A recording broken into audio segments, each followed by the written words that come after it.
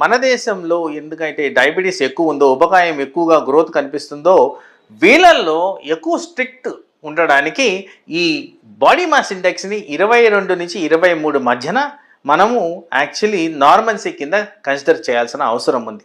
So ఎవరైతే 22-23 మధ్యన maintain చేస్తారో జనరల్గా మనకి బాడీ వెయిట్ కరెక్ట్గా ఉన్నట్టు గమనించుకోవాలి.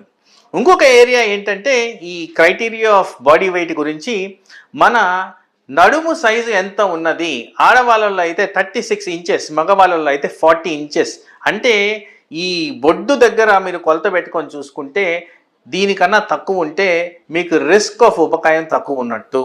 బట్ అది ఒక క్రైటీరియానే, అది దిక్తం అయితే కాదు.